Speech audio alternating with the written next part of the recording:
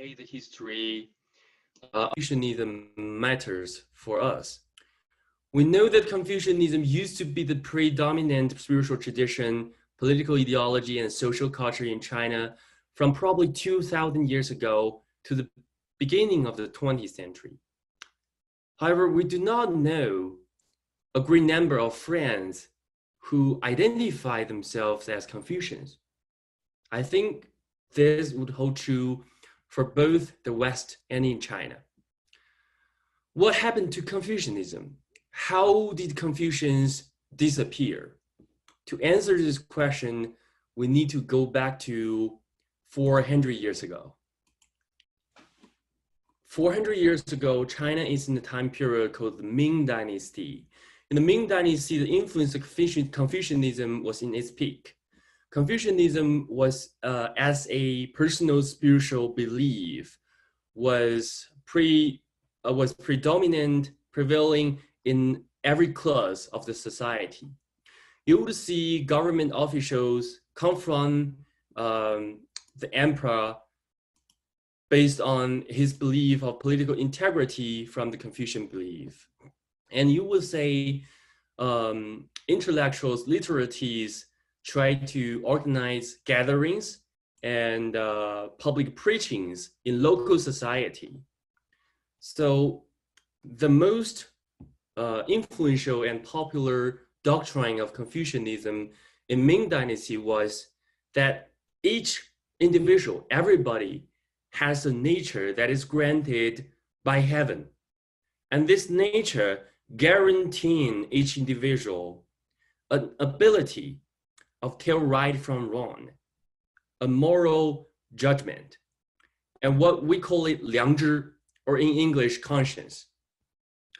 So everyone, you just follow this conscience, you just follow your 良知, be truthful to it. And then eventually you have the potential to be a sage in the Confucian concept. You can be a sage, you can be a complete human being.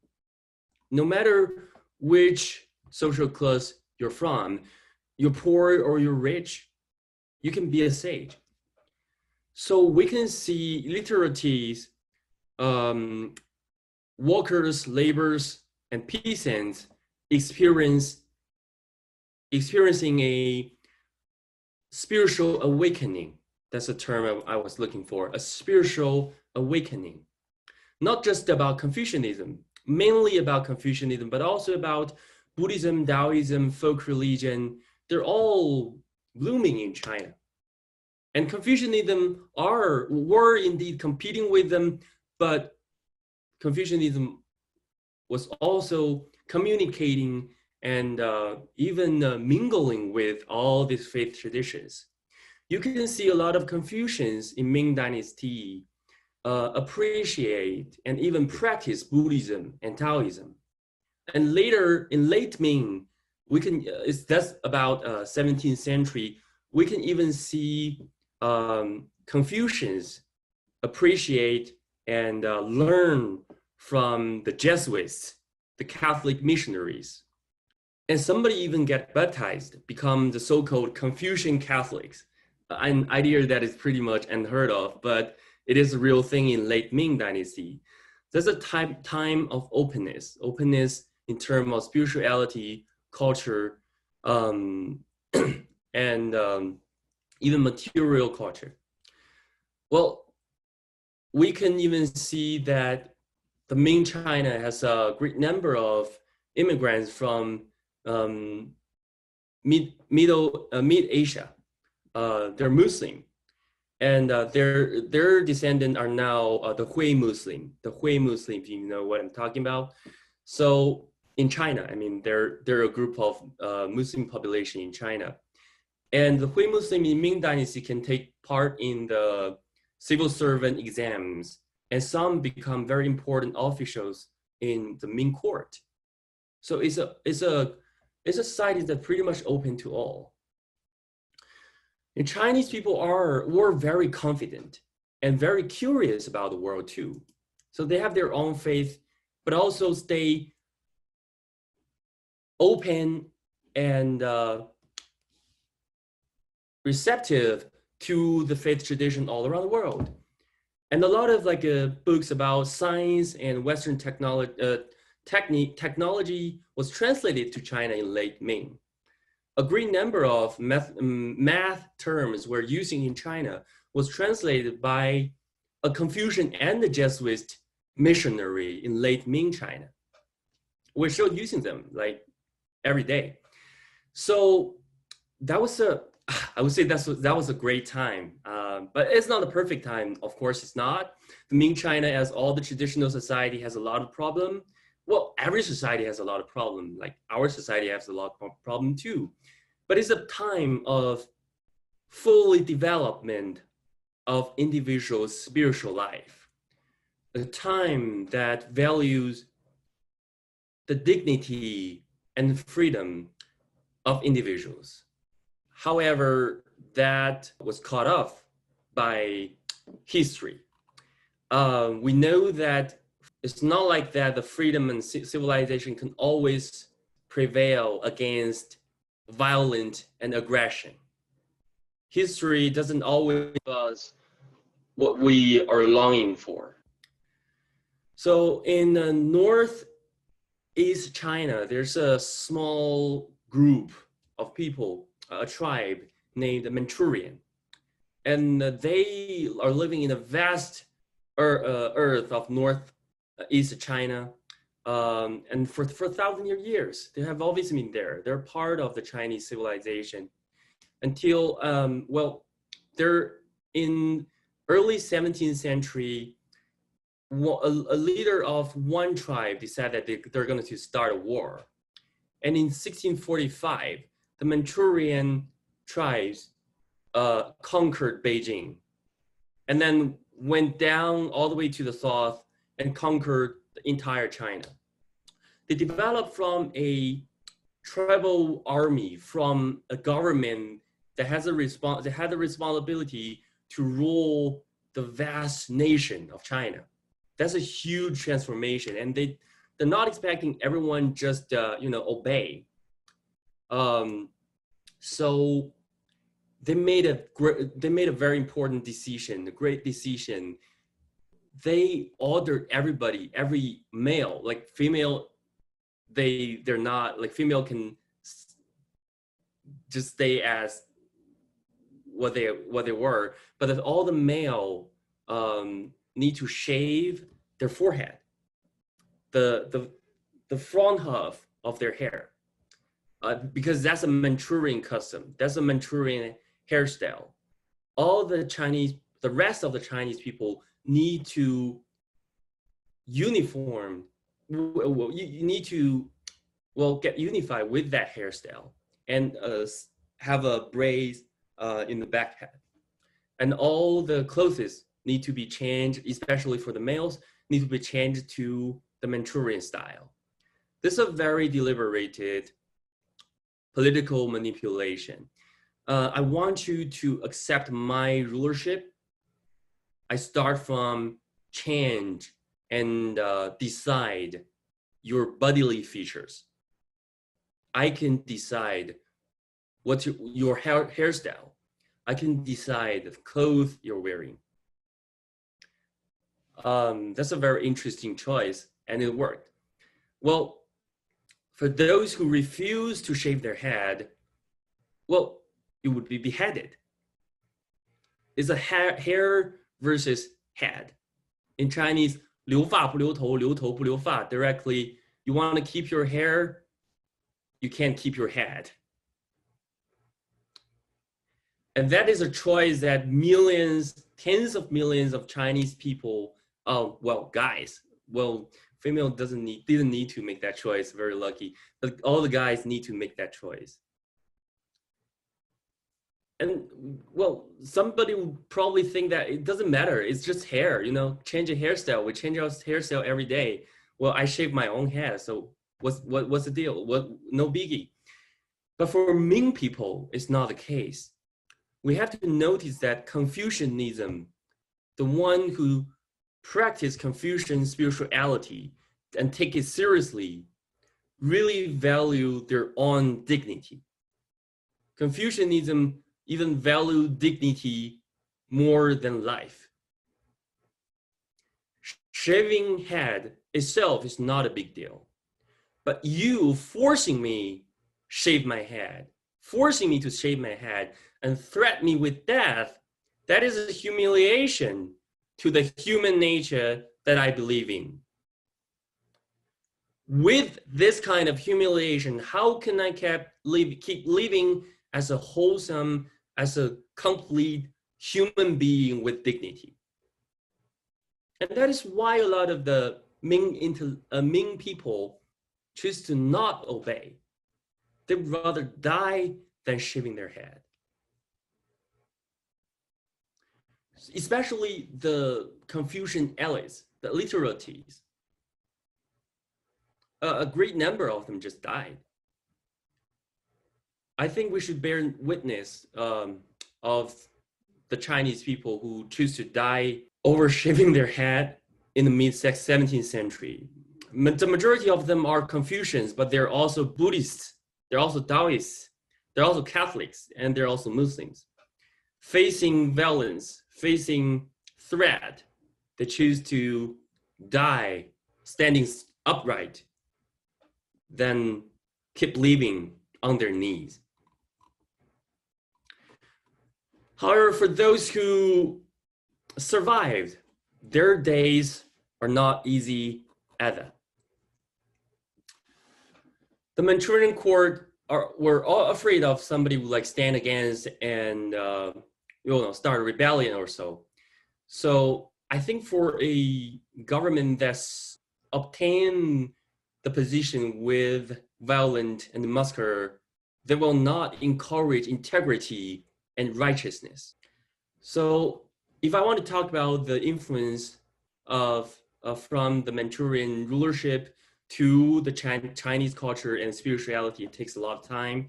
But there's one thing that I want to point out, especially the freedom of gathering, preaching, and publishing was greatly influenced. Numerous people was killed, persecuted because of their work, their thought. There's a very vivid story I have in my mind. I didn't write it down, but it just suddenly jumped into my mind just now. So there was a Korean ambassador, a Korean minister, traveled to China, traveled to Beijing. He befriended with a Chinese literati. You know, the Korean back in 200 years ago, 300 years ago probably, they can write Chinese. They can write classical Chinese. They know how to write classical Chinese. They didn't know how to speak Chinese, but they can write. So they talk, they communicate through writing with his Chinese friend. And the Korean literati asked, how do you feel about the change of your hairstyle and clothes? And the Chinese literati answered that we tend to not to talk about this. And then he burned the note, they're writing down things. That's how fearful he was. He was afraid of that this piece of paper would leak his secret thinking, leak his conversation with his Korean friend, and he will be beheaded. And the books are censored, especially about the Ming history. You don't want people to talk about Ming history all day. But also the Qing court did something that is very, we would say, smart. They honored the loyalist, the one who sacrificed himself during the Ming-Qing transition. They honored them publicly. Why? They honored them because of their characteristic of being loyal to the emperor. Not because of that they are standing against the Qing invasion and defending their own dignity. So you guys are staying loyal to the Ming, have nothing to complain about.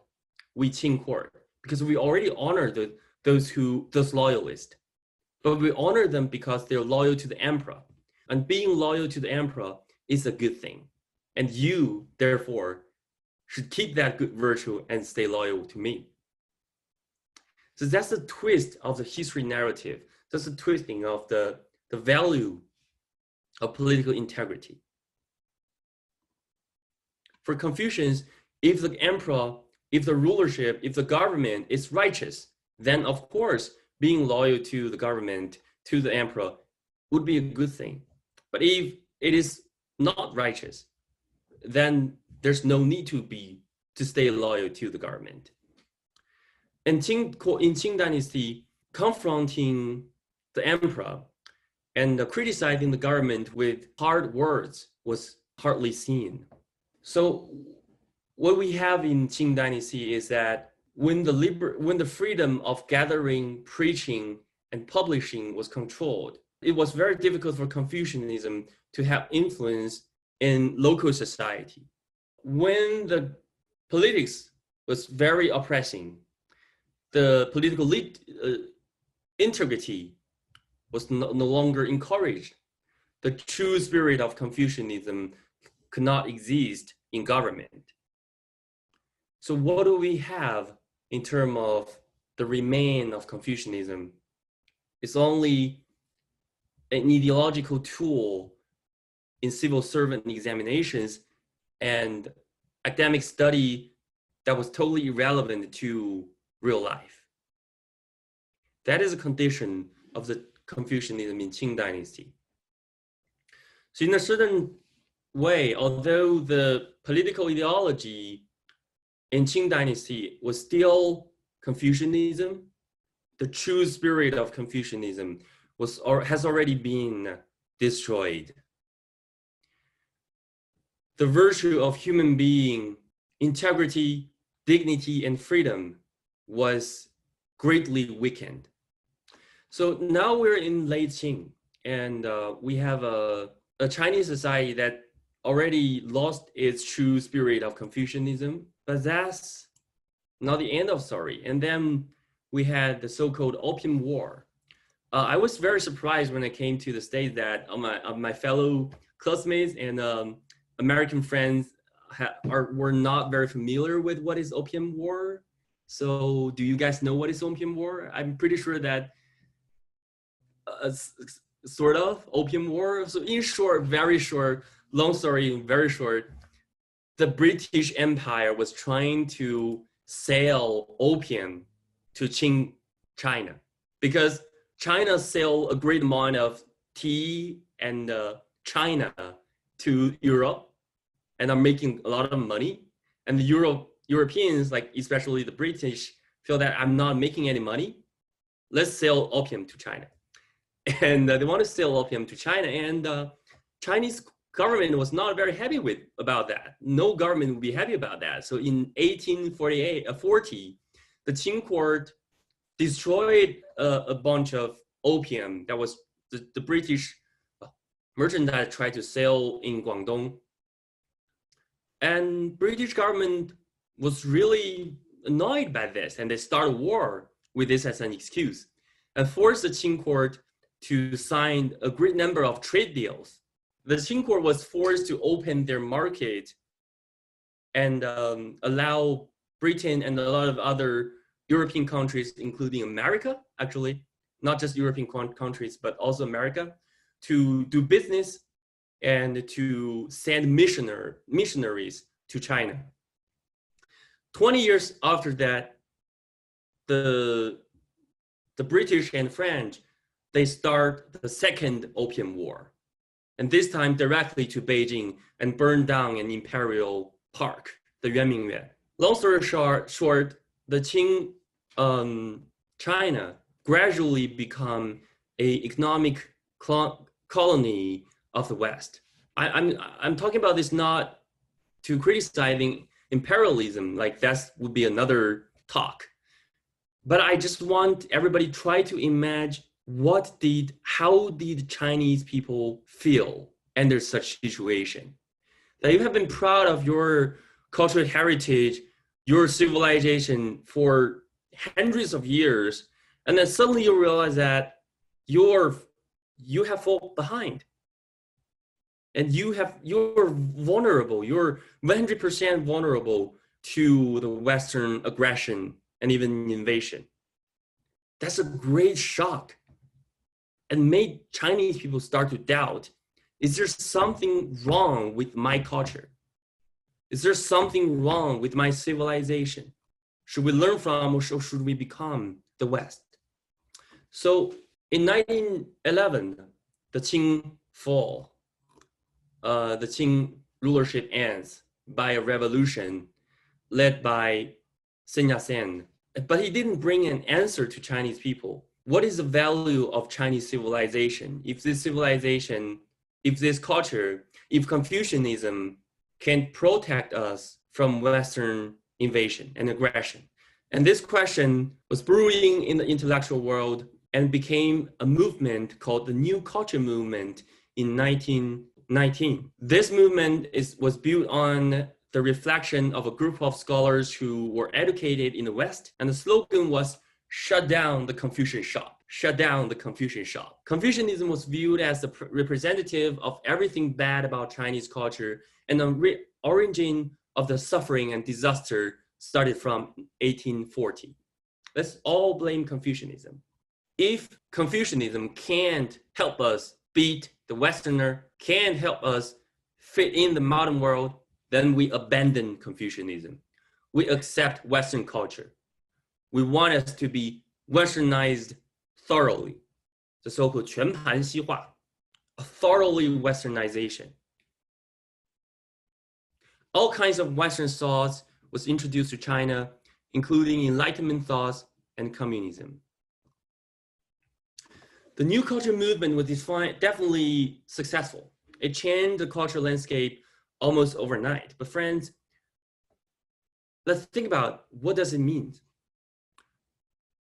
The faith, the culture of a nation, of a group of people. Are we demanding it to defend us? Or we are obligated to defend it? Abandoning the cultural tradition of our own and transform it into what another cultural tradition would be like. What does it mean? So if I ask this question to historians at Harvard, like my professors, people will say, that's no biggie. It happens a lot. It's happened throughout history, around the world, for a lot of people, and it's true. It is true, it happened a lot. A lot of corners in the world just changed fundamentally. Traditional culture lost entirely, Westernized thoroughly. But let's just think about it. What does it mean to our spirituality? What does it mean to our relationship with ancestor? What does it mean to the psychology and the emotion condition of a group of people? I'm not talking about refusing to learn from others. I'm talking about hating one's own culture, forsaking one's own ancestors, and refusing one's own cultural and even ethnic identity. Those are what we have witnessed in the past 100 years. A decade after the New Culture Movement, the Sino-Japanese War started. And we know over 10 million of lives of Chinese people lost in the war. Shortly after World War II ended in 1945, the Chinese Civil War started. And again, millions of lives lost. With this coast, a new China was born. The new China is not just a word. The new China is not just a word. The new government wanted to forge a completely new China. Economically, politically, socially, and more importantly, culturally. In 1966, a movement called the Cultural Revolution started and lasted for 10 years. All that belongs to the old, the reactionary, should be destroyed, replaced by the new. In 1966, a group of students, they're mainly from Beijing Normal School. Beijing Normal School is a university, Beijing Normal University, I'm sorry. The most important university that fosters teachers, the oldest Confucius temple in Qufu. And even destroyed the tomb of Confucius. 2,500 years old tomb of Confucius. This is just a start. Let me show you the picture of them. This is a picture. They burned a wooden tablet in the Confucius temple, and the character read the motto or the master or the teacher of 10,000 generations. How ironic is this picture? And it's burned down by all of the students from Beijing Normal School, Beijing Normal University. They're supposed to be future teachers, and they're burned down this tablet. The Confucian scholar around the country was persecuted, humiliated, and forced to publicly change their position to criticize Confucianism. A very important scholar of Confucianism, whose name is Feng Youlan, who had a doctoral degree at Columbia University and introduced Confucianism to the Western scholarship. His work is still widely accepted now in the world, actually. He was forced to write numerous self-reflections. You have to reflect yourself first, that you're already renewed, and publish a book criticizing Confucianism from the perspective of the Marxism. He was like the icon of the study of Confucianism, and was forced to publicly say that I'm against Confucianism now. And he survived. He survived until, I believe, late 80s or 90s, after the Cultural Revolution. And some scholars refuse to do so. They refuse to change their position. Well, they're like, here I stand. And they did not survive. And that's still not the end of the story. In 1974, to deepen the change in culture, the so-called criticizing Confucius campaign, Confucius campaign started. Every school, every family has to criticize Confucianism. But think about it, you're a peasant in rural China, you have no knowledge who is Confucius. You have to criticize Confucianism too. You can read from the newspaper, you can listen to the lecture organized by your local officials.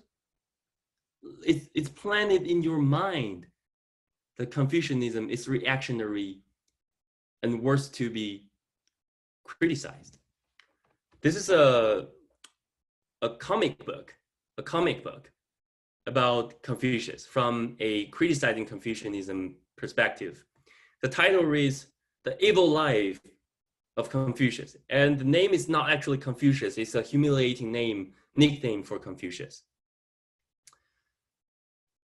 That's how detailed and how effective the machine of criticizing Confucianism was. And this is a very cute picture. Look at this. This is, I would say, it's probably a kindergarten or a primary school. I can tell, but they're kids, and there's a bigger kids in the front, obviously reading some lecture criticizing Confucianism, and the slogan back there reads, deepen the process of criticizing Confucianism. And Lin Biao is a political figure, so they it's a political movement combo. And we also have this. If you look into it closely, this is probably in the minority.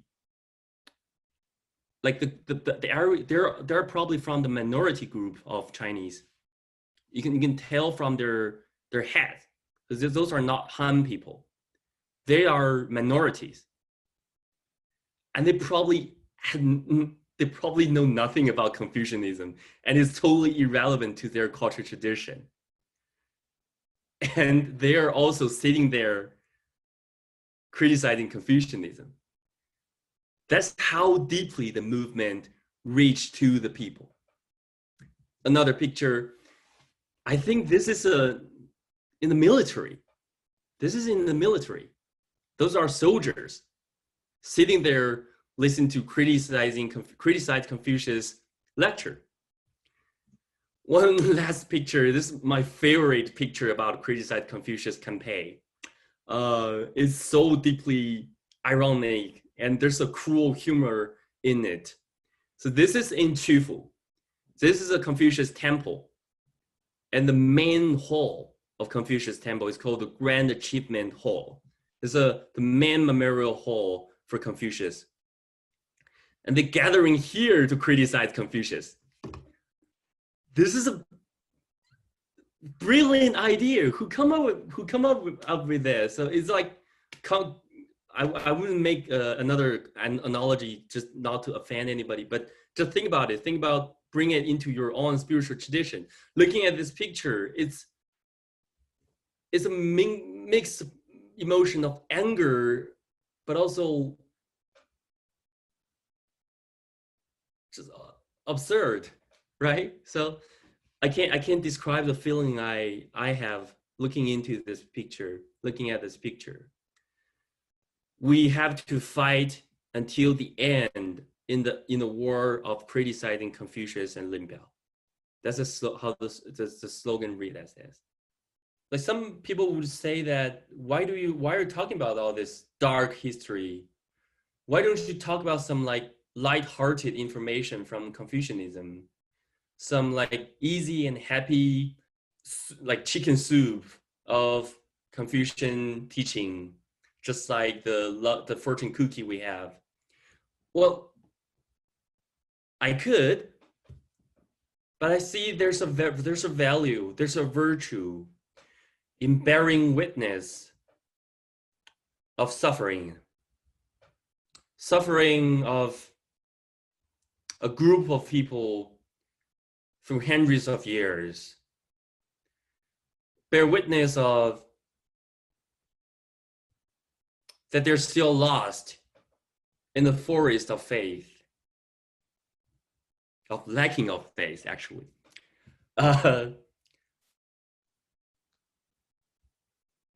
And for us, for the Chinese people ourselves, there's a virtue in understanding and reflect on how we become like this, how we become who we are right now. Not sitting here and say that we're just who we are, but seeing that there is a history behind us. There's origin of a lot of our suffering and confusion and hope. So I think that's all of my talk. That's my narrative, my version of the history of Confucianism. Thank you so much.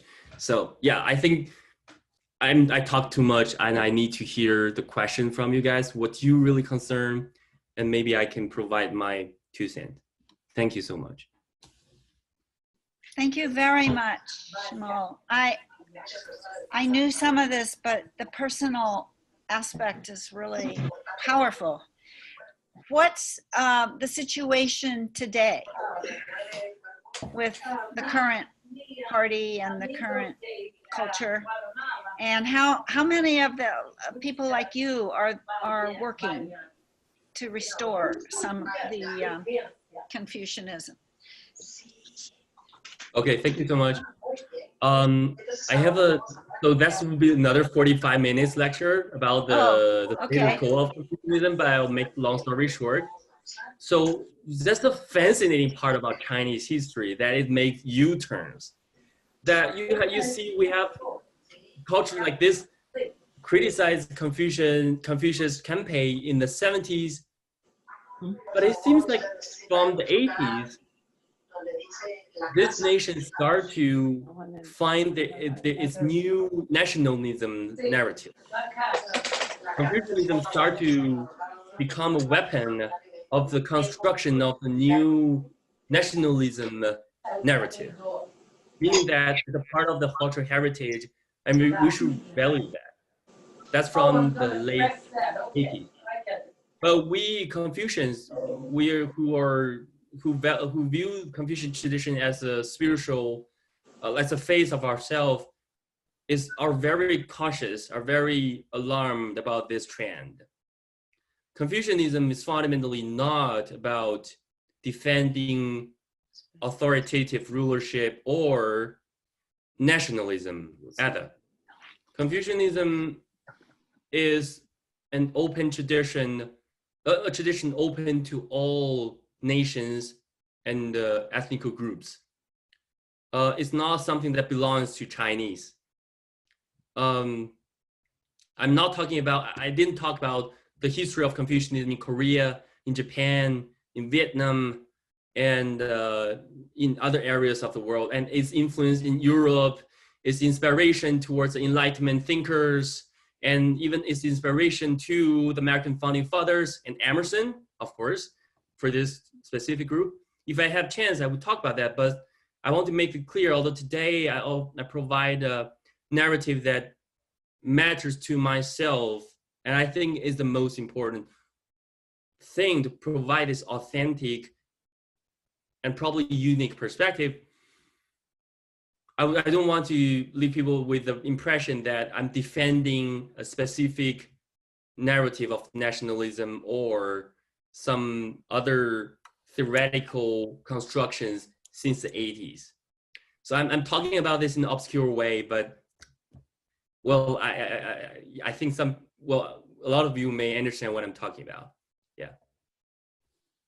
And in terms of how many of us, not many of us. So if you're encouraging people approaching Confucianism in a nationalism manner, or a political, defending some political theory manner, you don't got a lot of people following it spiritually, sincerely. So my generation is just a start. We're like the first generation of,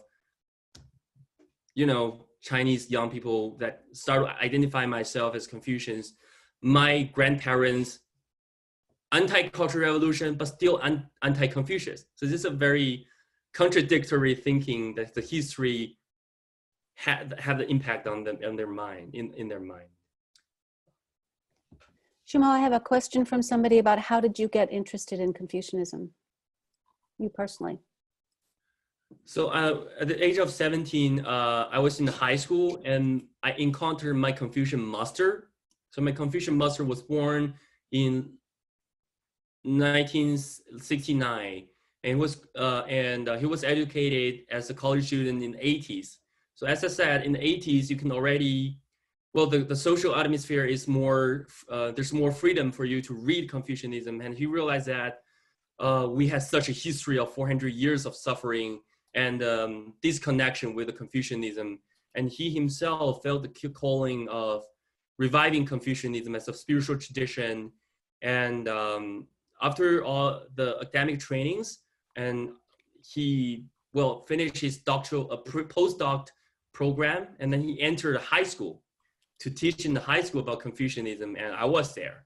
So I met him, and I was called, to become a Confucian. And I'm still working with my master right now for 10 years right now. So studying with him and work with them in trying to building Confucian communities. Yeah. Shumo, we were wondering if you would be able to send a brief reading list covering Confucian history, beliefs, and practice. Is that something you could send out, perhaps? I think that's for next class. Next time? Yeah, next one. Next time, I will definitely come up with that are very accessible and to the Westerner, to Americans. So today I'm talking about some topic that I can never talk about at Harvard Divinity School. It's very problematic. There's a lot of things that people would jump on and say this not aligned with our certain value or correctness, but I feel comfortable talking about that here. And I think people may understand that why it's like certain details and certain way of looking at things may matter to me and to the Chinese. Um, Next time will be like more accessible to a broader audience. Yeah. we have a question about what happened to Confucianism outside the mainland where it might have escaped the Cultural Revolution. That's a great question. So we have in my narrative, there's a 3 gates, like 3 stage of the destroying of Confucianism. The first stage is a Qing, and the second stage is a new culture movement, the thorough westernization trend. So what we have in Taiwan is mainly the tradition of the second stage. So in the 50s, the major scholar from the new culture movement moved to Taiwan and became important officials in Taiwan. I mean, let's say ROC more precisely, to the ROC, to the Republic of China. Because identity was slightly, like after the 80s, we could say Taiwan is more precisely to say Taiwan, but before the 80s is ROC, is the Republic of China. So they basically carry on, especially in the academic world, they carry on the thorough westernization view. And there's a good side about it. It sent numerous scholars, especially in the 80s, to America to study. But generally speaking, it's not, well, it's still like way better than mainland China. It's way better than mainland China. And the Jiang Jieshi, the president of ROC at the time, he started a movement in the 60s. It's called the Cultural Revival Movement. So Cultural Revolution Movement and Cultural Revival Movement. So he's very intentionally chose that name to stand against what happened in mainland China. And he worked for like 20 years about that, and it's great. It was great.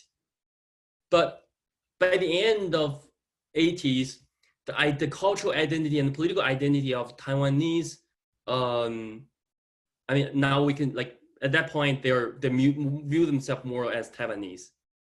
So Chinese culture and Chinese traditional culture become a very tricky thing.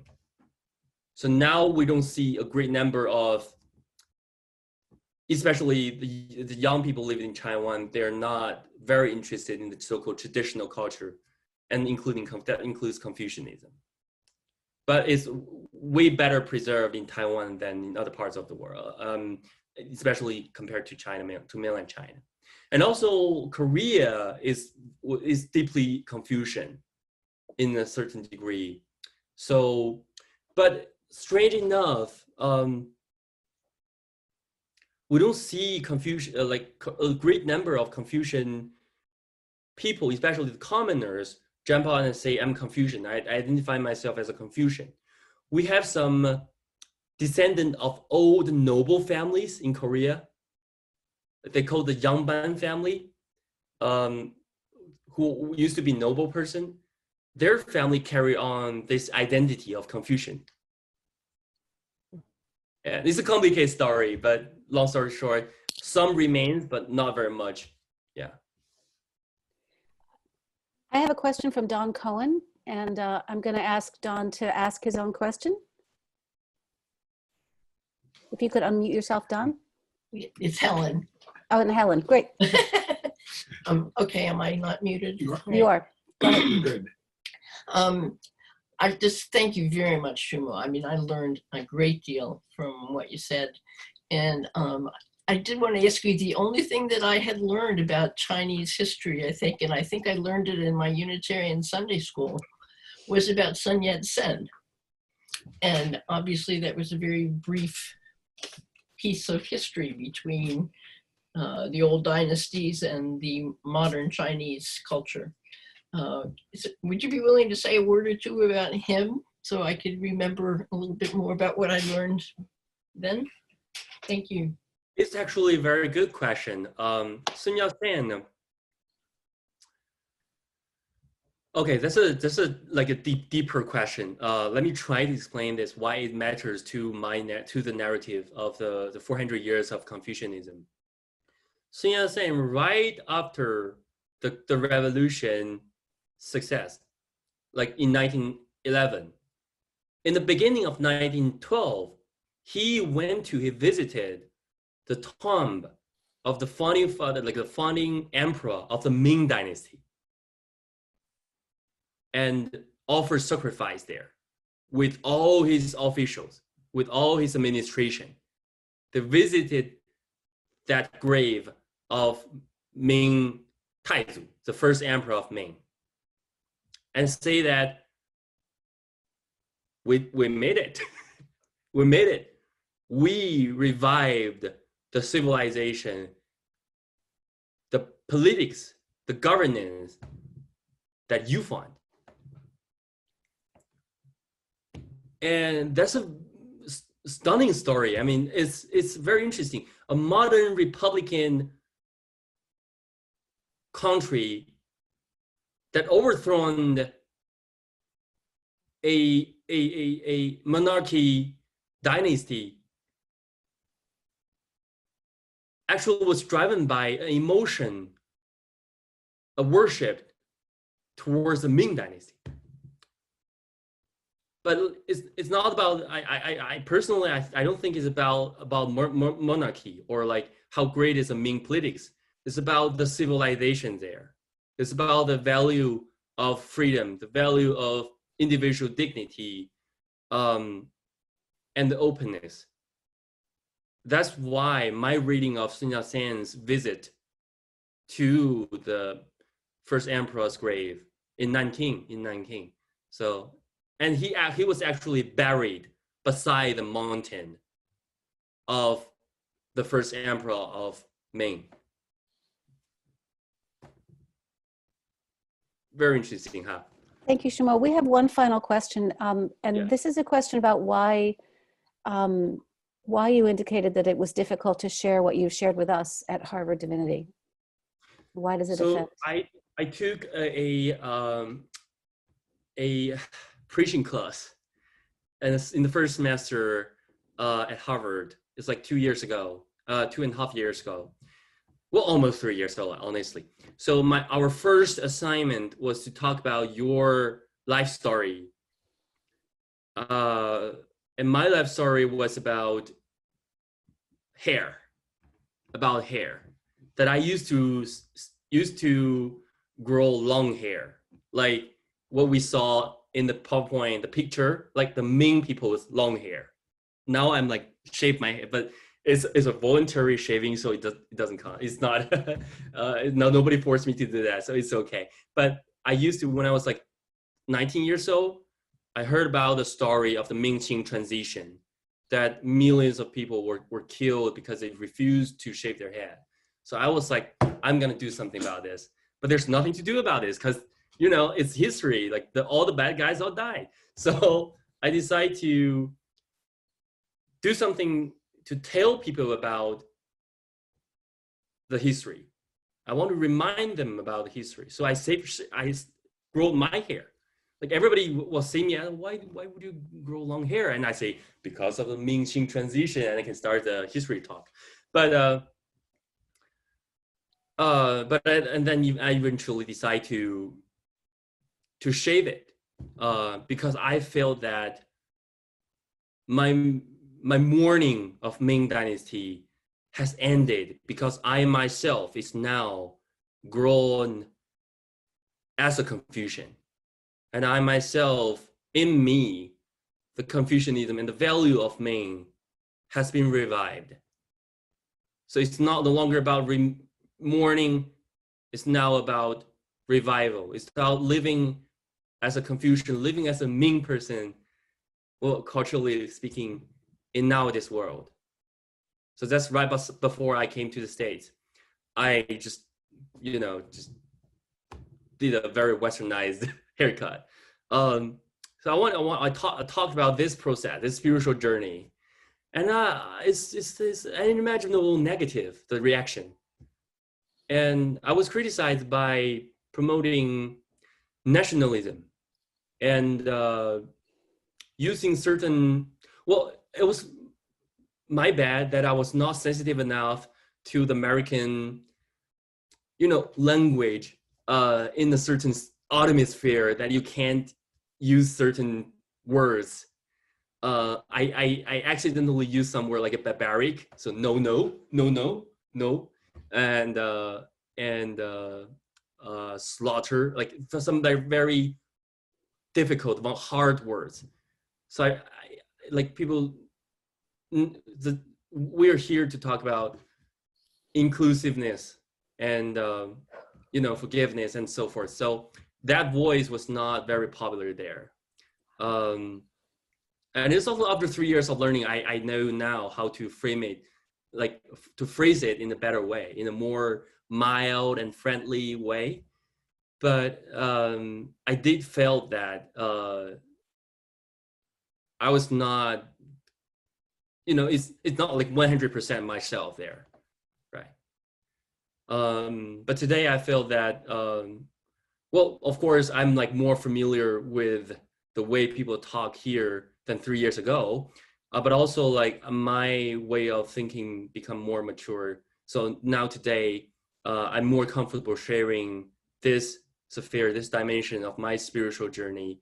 I mean, talking about history is not just about history. It's a part of my spiritual journey, honestly speaking. It's a part, the history is a part of my spiritual journey. So thank you guys. Thank you for listening and asking and being friendly. Yeah. Thank you so much for sharing such important work with us, and for your honesty, and for helping us to look with new eyes at the Western imperialism that has left this country and left so many other European countries, and we're still working with the legacy of that. So thank you for uncovering that for us again. I hope that we see you all next Thursday, and I really truly appreciate you being here, and I look forward to seeing you all next week. Thank you so much.